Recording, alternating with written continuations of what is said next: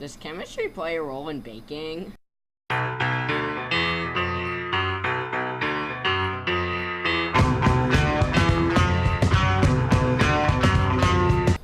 Of course there's chemistry in baking.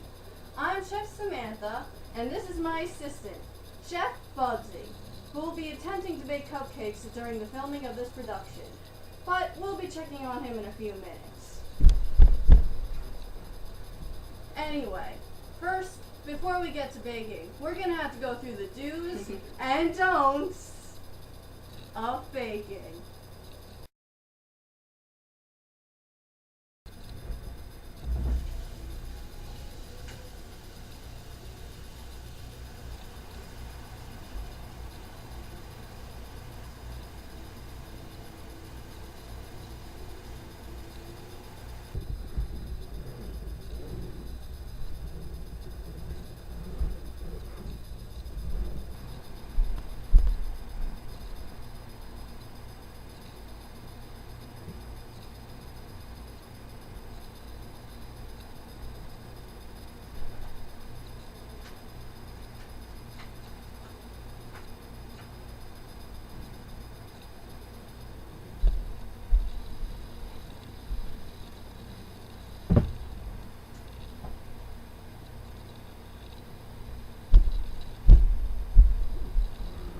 No Chef Bubsies were harmed in the making of this production.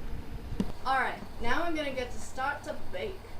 Alright, first we add 1.5 cups of flour. Now, flour is made from wheat, and from wheat you get a product called gluten. Now this gluten provides the protein structures that makes cookie a cookie and a cupcake a cupcake. Next we will add 1 cup of sugar. Sugar undergoes caramelization reactions, but more importantly, it's a sweetener. Next we will add 1 teaspoon of baking soda.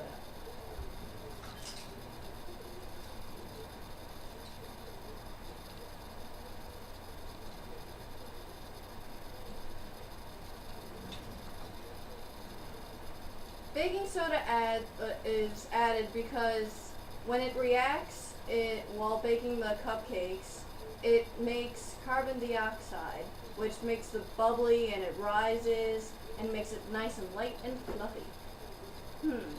I wonder how many moles of carbon dioxide are produced. No, Chef Bubsy, not that kind of mole. Calculate the number of moles of carbon dioxide produced if 1 teaspoon or 4.8 grams of baking soda or sodium bicarbonate reacts according to this decomposition reaction. 2 moles of sodium bicarbonate decomposes into sodium carbonate, which is the basic product of this reaction, plus water, plus carbon dioxide. Feel free to pause this video and try this problem for yourself. But if not, I guess you'll miss all the fun and satisfaction of performing dimensional analysis. We'll start by converting grams of sodium bicarbonate into moles of sodium bicarbonate. We do this by multiplying the 4.8 grams of sodium bicarbonate by the ratio of moles to the gram formula mass, which is 84.01 grams of sodium bicarbonate. In this way, the units of grams will cancel out, leaving us just with moles of sodium bicarbonate. Next, we will consider the ratio of reactants to products based on the chemical reaction. For every 2 moles of sodium bicarbonate that reacts, 1 mole of carbon dioxide is produced. When we multiply all the numbers together, the only unit left is moles of carbon dioxide, which means that the answer is 2.9 times 10 to the negative second moles of carbon dioxide are produced. Well, that was exciting, wasn't it? But we can't have all excitement. We have to go back to business. Let's check back on Chef Bubsy. I'm sure he's doing just fine. Chef Bubsy, stop! That's too much! Oh boy, Chef Bubsy is messing with Le Chatelier's principle. According to Le Chatelier's principle, when you add too much reactants, just like what Chef Bubsy just did, then that increases the rate of the forward reaction, thus making more of the products, which in this case is carbon dioxide. Now what happens when too much carbon dioxide is produced? Take a look. Well, I'm sure you're wondering why we don't have giant cupcakes. Well, you see, Chef Bubsy added so much more baking soda that a lot more carbon dioxide was produced, so much so that the cupcakes collapsed on themselves. Yes, they collapsed and now they're disgusting. Let's get back to baking those cupcakes, shall we? Now we will add 1 teaspoon of salt.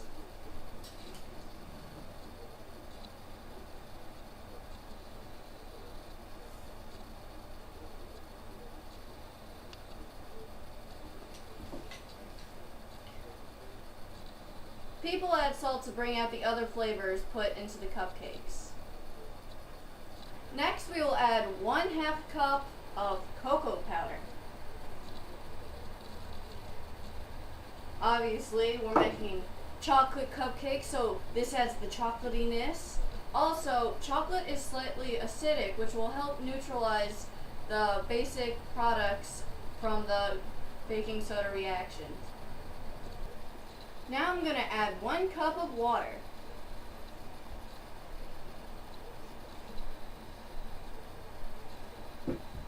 The water provides the medium for the chemical reactions to occur. Now I will add 1/2 cup of vegetable oil.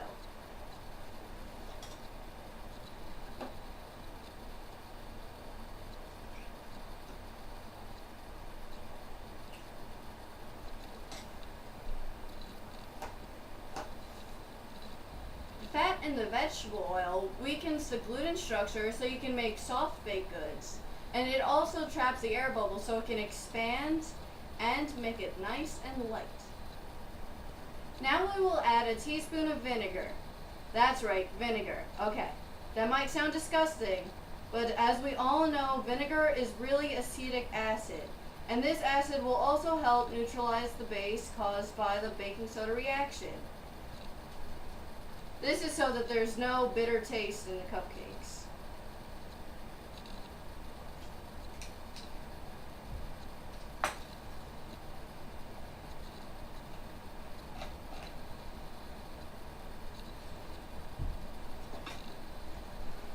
Just gonna mix this all together.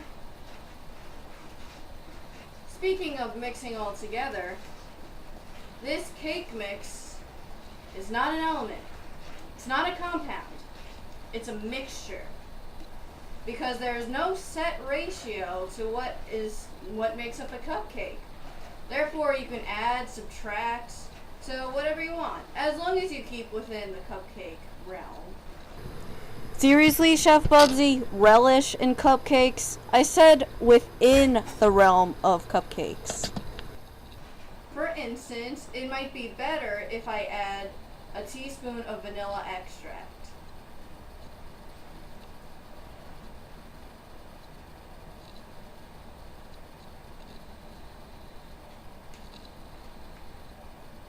That'll add some nice flavor.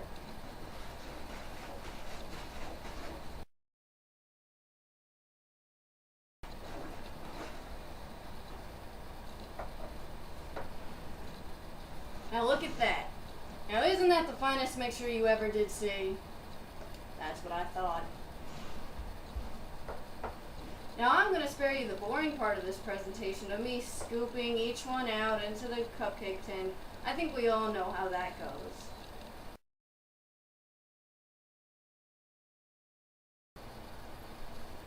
And voila! You have 6 quite dandy cupcakes right before they're baked. Now take note. See, you can barely see them above the cups, but that will all change after it bakes.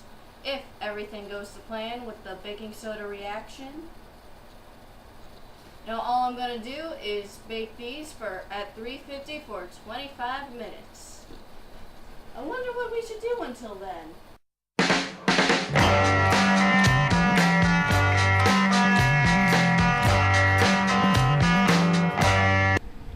What's the difference between baking powder and baking soda? What an excellent question. Baking powder is baking soda, except it already has added into it an acid, like cream of tartar, so you don't have to add other acids, like vinegar. Also, when using baking powder instead of baking soda, make sure you don't add too many other acidic ingredients, otherwise it'll taste too acidic, and you don't want that. Does living at high altitudes affect baking? What another excellent question. Living at a higher altitude does affect baking, because a higher altitude means less pressure. Now, what happens when there's less air pressure? That means that water can boil at a lower temperature. Water boils when the pressure acting upon it equals the pressure on the surface tension. So when you lower the pressure up here, that means you can lower the pressure up down here, and it'll boil. Therefore, food will have to cook at lower temperatures, which means it would take more time. Also, because of the lower pressure, water will tend to evaporate faster, which means the water will leave the food, leaving it all stale and icky, and you don't want to eat it. So you might as well eat it quickly so that doesn't happen. Also, with pressure's indirect relationship with volume, that means that the gases from the baking soda reactions, for instance, will expand even more, which you would think you'd have extra big cupcakes. That's not what happens. Eventually, the cupcakes get so big that it collapses on itself to make a dense product. You don't want that either. How do you adjust for high altitudes? Wow, what a great follow-up question. How can you adjust for the higher altitudes? Well, you could add more flour, which would provide more structure so that when the gases expand, the structure holds in place, so it prevents that collapse. Also, you may want to either increase the temperature that you're baking at or increase the baking time. Usually if you're using a cake mix, it'll tell you on the back of the box. And you can also add less leavening agents, such as baking powder or baking soda, so you don't have all that carbon dioxide blowing up everywhere.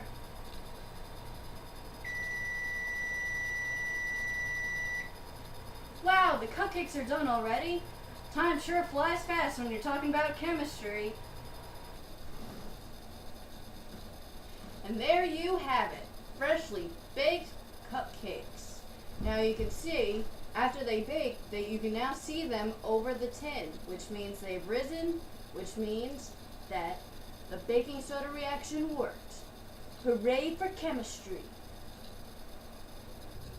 And that's our show. I'm Chef Samantha, this is my assistant Chef Bubsy, and this is the end of There's Chemistry in Baking?